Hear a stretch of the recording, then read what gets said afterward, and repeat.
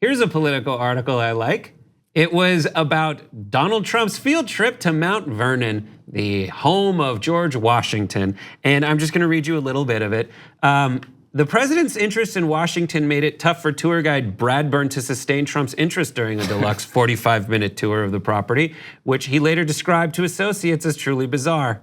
A former history professor with a PhD, he said he was desperately trying to get Trump interested in Washington's house, said a source familiar with the visit. So he spoke in terms Trump understands best, telling the president that Washington was an 18th century real estate titan who had acquired property throughout Virginia and would come to be known as Washington, D.C. And my favorite quote of the whole piece is this: Trump asked whether Washington was, quote, really rich.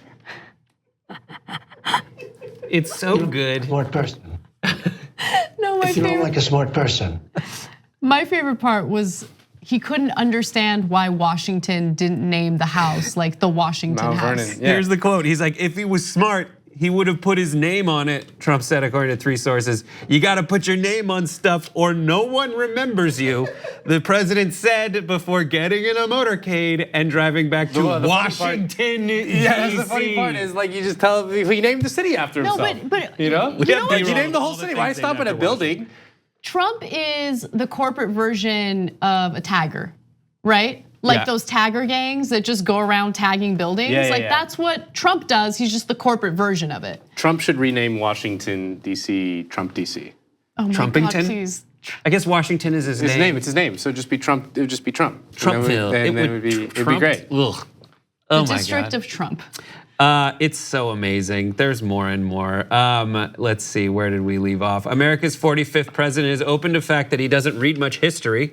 Trump said in a 2016 interview that he's never read a single presidential biography. He's a big fan of George Patton, though, the flashy, tough-talking World War II general. He has shown less interest in learning about his presidential predecessors or about the office he now occupies.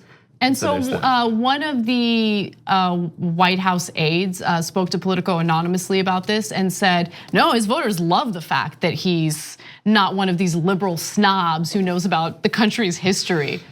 And we talked about this a little off air, but it's just like people who proudly follow religious doctrine without ever reading the religious doctrine, right? In America, you have all this jingoistic rhetoric about being patriotic, love America, we're the best, we're number one, but they don't even know the history, right? Like, how can you think this is the best country in the world when you don't understand or know anything about this country? Like what you see? Click the subscribe button below and don't forget to ring the bell to never miss another video from the Young Turks.